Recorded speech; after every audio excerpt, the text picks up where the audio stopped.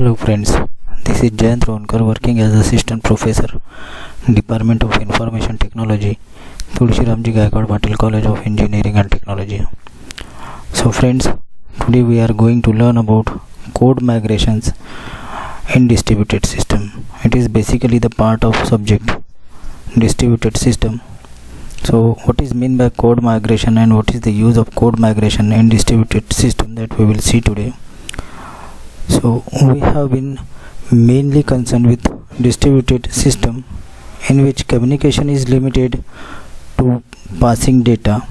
However, there are situations in which passing programs, sometimes even while they are being executed, simplifies the design of the distributed system. In this section, we will take detailed look at what the code migration actually is. We start with considering the different approaches to code migration, followed by a discussion on how to deal with logical resources and local resources that is migrating programs uses. A partially hard problem is migrating code in heterogeneous system, which we will also discuss. The approach to the code migration is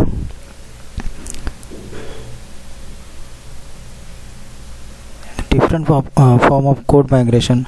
So first we will see the reasons for the code migration.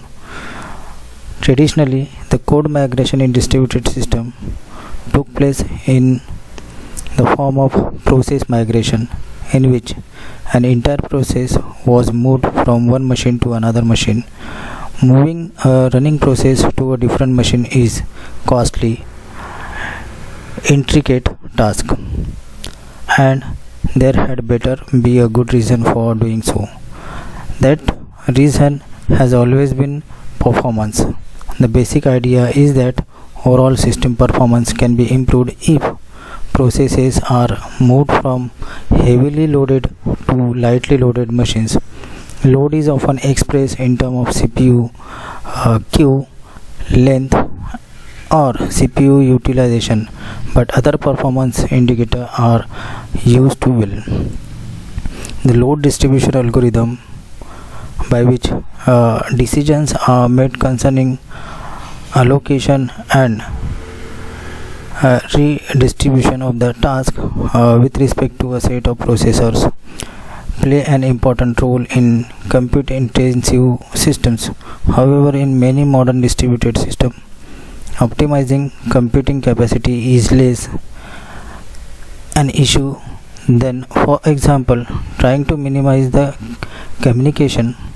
Moreover, due to heterogeneity of underlying platforms and computer networks, performance improvement through code migration is often based on qualitative reasoning instead of the mathematical model. Consider an example: a client-server system in which server manages a huge database. If a client application needs to perform many database operations involving large quantities of data, it may be better to ship part of client application to the server and send only the result across the network. Otherwise, the network may swap with the transfer of the data from one server to the client. In this case, the code migration is based on assumptions that it generally makes sense to process data close to where those data resides. So this is what about the basics of code migration and reasons of code migration. In this diagram, which is displayed on the screen, shows that the principle of dynamically configuring a client to communicate to a server. The client first fetch the necessary software and then involve the server. So in this diagram, shows the model of dynamically moving code from remote site. Does require that the protocol for downloading and initializing the code is standardized. Also, it is necessary that downloading code can be executed on the client machine. Different solutions are The important advantage of this model of dynamically downloading the client side software is that client need not have to all software pre-installed to talk to servers. Instead, the software can be moved in a necessary and likewise the discarded when no longer needed. Another advantage is that as long as the interfaces are standardized, we can change the client server protocol and its implementation as often we like to do. Changes will not affect existing client application that rely on the server. There are of course some advantages should be there. So this is what about the code migration. While the load more load will be there on the communication network and to share the load among the systems, so that is what the main reason behind this to do the code migration. Then we will see model for code migration. Although the code migration suggests that we move only code between the machines, the term actually covers a much richer area. Traditionally, communication is distributed system is concerned with exchanging the data between processes. Code migration in the broadcast sense deal with moving program between machines with the intention to have those programs to be executed at the target.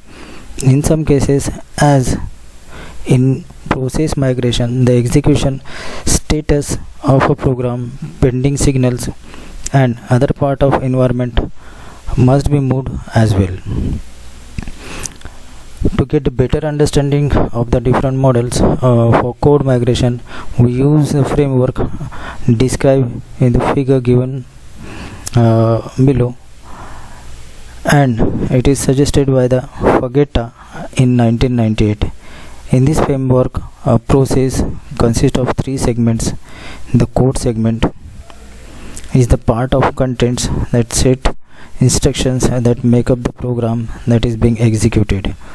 Then the resource segment contains the references to execute the resources needed by the process, such as files, printers, devices, other processes and so on. Finally, the execution segment is used to store the current execution state of the process, consisting of private data and the stack and of course the program counter. So there are minimum for code migration is to provide only weak mobility.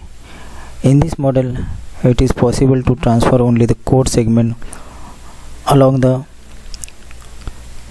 some initialization data. A characteristic feature of weak mobility is that transferred program is always started from one of the several predefined starting positions. This is what happened. For example, the Java applet, which always start execution from the beginning.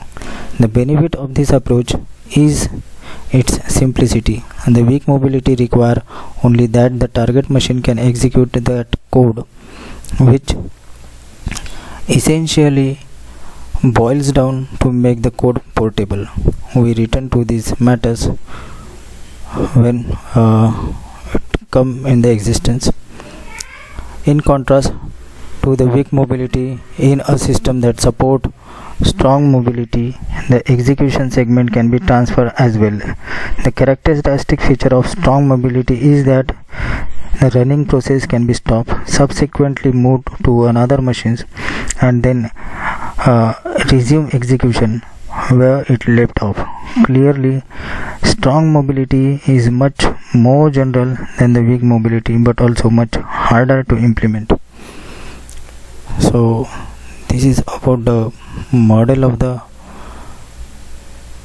code migration. Here in this diagram, it explains that Instead of moving a running process, also referred to as the process migration, strong mobility can also be supported by the entire cloning. In contrast to process migration, cloning yields an exact copy of the original process but now running on different machine. The clone process is executed in parallel to the original processes.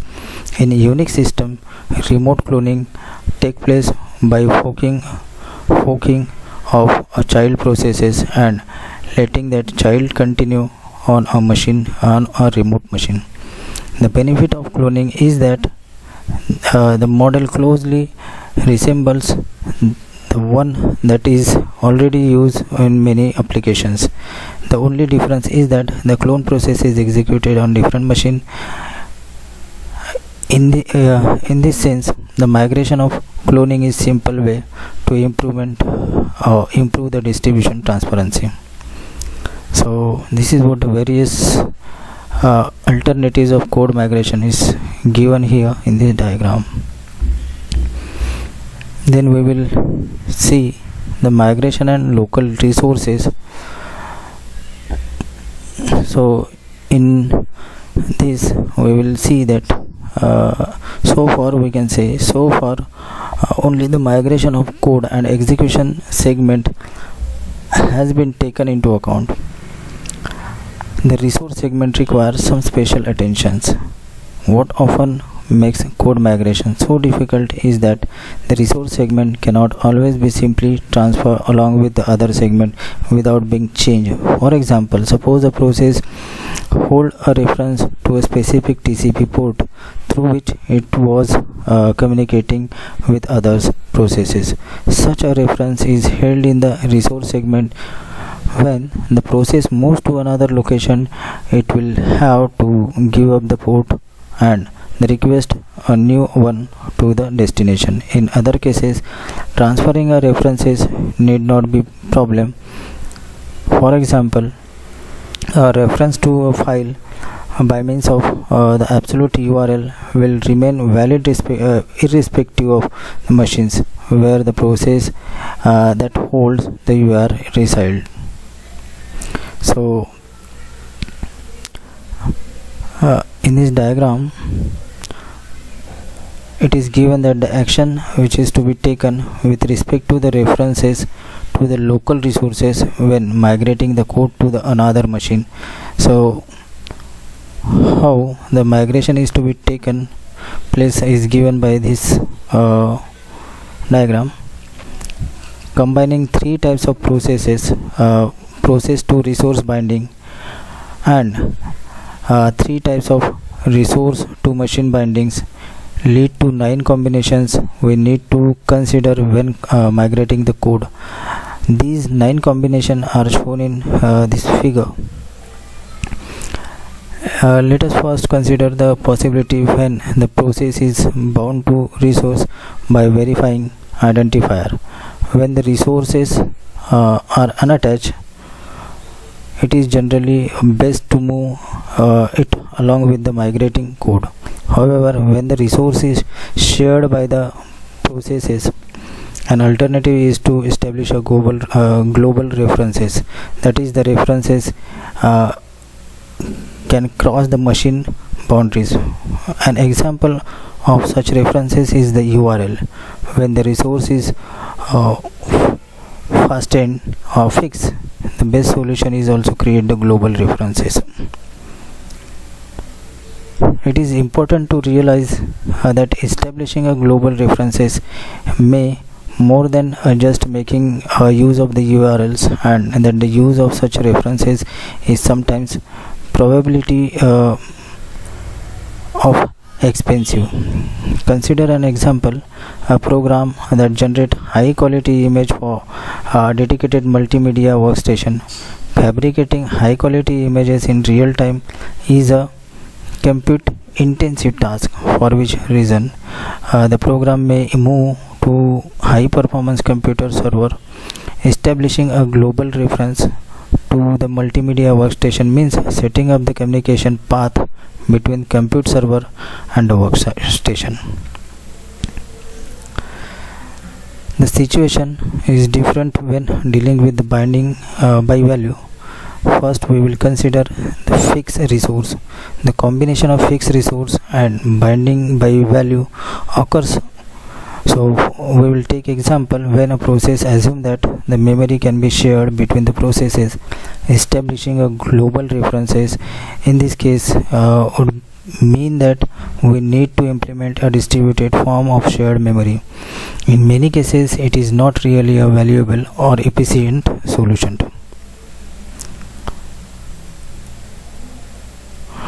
Next, we will see about the migration in heterogeneous system. In heterogeneous system, we have tactically assumed that the migrated code can be easily executed at the part of target machine. This assumption is in order to dealing with the homogeneous system in general. However, the distributed system are constructed on the heterogeneous collection of platform, each having their own operating system and machine architecture. Migration in such systems require that each platform is supported, that is, the code segment can be executed on each platform. Also, we need to ensure that the execution segment can be properly represented at each platform. About 25 years later, the code migration in heterogeneous system is being attacked by the scripting languages and highly portable languages such as Java. In essence of these solutions adopt the same approach was done for porting Pascal. All such solutions have in common that they are rely on a process virtual machine that either directly interpret source code, that is in case of scripting languages, or otherwise interpret immediate code generated by the compiler as in Java. Being in the right place at the right time is also important for the language developers.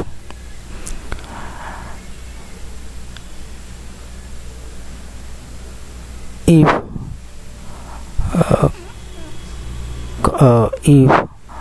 it is done properly, it becomes possible to decouple a part of underlying system and actually migrate it to another machine.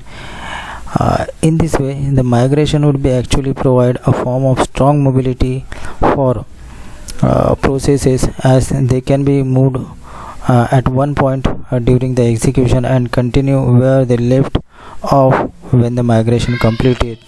So this is all about the migration in the heterogeneous system.